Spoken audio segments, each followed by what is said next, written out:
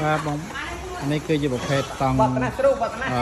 លើកម្ពស់កន្លះម៉ែត្រហ្នឹង4 គុណនឹង 15 បាទ 4 គុណនឹង 15 លើកម្ពស់កន្លះម៉ែត្រតង់ប្រភេទនេះគេច្រើនភ្ញៀវក៏យកទៅដាំចោហ្នឹងហើយភ្ញៀវឥឡូវក៏ដាំចោក៏ប្រើសតង់ល្អបាទព្រោះគាត់ជឿក្នុងការប្រើប្រាស់ឬក៏ដូរលាងច្រើនដងយើងប្រើជាមួយនឹងកស៊ូ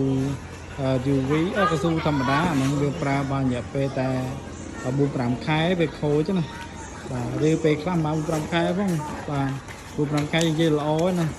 តែបើយើងនិយាយអត់ល្អប្រើតែ 3 ថ្ងៃខូចបាត់បាទតែ 3 ថ្ងៃខូចបាត់មិនខូចដោយសារផុយទេគឺធ្លាយចម្រងតែនេះភ្ញៀវគាត់ធ្វើជាមួយនឹងតង់ខ្មៅ UV នេះគឺប្រសិនបើមានករណីធ្លាយលហើយដោយសារតែកោសឬក៏កាត់ឬក៏តាក់ជាមួយតែគោយើងអាចបាត់ស្គុតបានអញ្ចឹង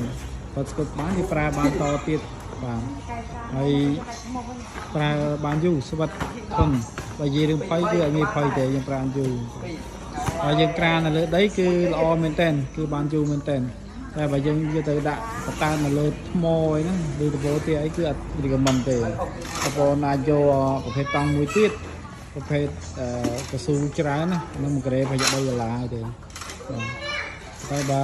សម្រាប់បងប្អូនដែលយើងក្រានលើដីយើងប្រើនេះទៅបាទគឺសំរុំហើយគឺប្រើបានមកស្រួលហើយ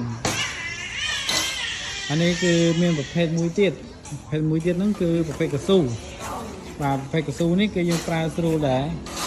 ស៊ូនេះគឺយើងក្រាលស្រួលដែរតែតឹងវាមាន6 ម៉ែត្របណ្ដោយបងប្អូនចង់បានប្រហែលម៉ែត្រដល់100 ម៉ែត្រគឺបានដល់100 ម៉ែត្របងប្អូនចង់បានប៉ុន្មានម៉ែត្រខ្ញុំកាត់ជូនស៊ូនេះក៏ធានា 100% អត់ជ្រាបទឹកហើយយកដាក់លើដបូផ្ទះក៏បានដែរបាទមួយនេះដាក់លើដបូផ្ទះបានធានាអត់ជ្រាបទឹកដូចគ្នានេះអត់ជ្រាបទឹកទេ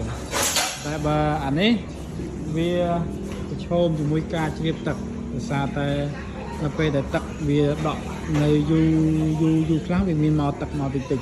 អញ្ចឹងណាប៉ុន្តែបើយើងដាក់លើដីគឺអត់មានទេគឺបើជាតិចតួចក៏វាចូលទៅដីអស់ហើយក៏វាអត់ខាស់ទេបើយើងយកទៅតាមចំចងចំតុងអីគឺមកអែមមកស្អាតតែយើងយកស្តុកទឹកដាក់ដបូផ្ទះអីយើងប្រើប្រភេទនេះវិញបាទ1 ការ៉េ 4-5,000 ដូចគ្នាប្រើប្រភេទនេះវិញឬក៏ប្រើ$3តែម្ដងបាទបើខ្ញុំរីកមិនខ្ញុំប្រើខ្ញុំរីកមិនអានេះវាអស់តិចជាងបាទអស់តិចជាងហើយធានា 100% ឲ្យជ្រាបទឹកទេមានកម្រាស់ 3C និងកម្រាស់ 5C បងប្អូនយកអា 3C វាស្ទង់ 5,000 បើបងប្អូនយកអាកម្រាស់ 5C អា 5C 1 ការ៉េប៉ុន្មានអានេះ 5C 1 ការ៉េ7,000បាទ 7,000 នេះ 5C 1 ការ៉េ 7,000 5C វាក្រាស់ជាង 3C ហ្នឹងខ្ញុំជិះអត់ប៉ុណ្ណឹងទេ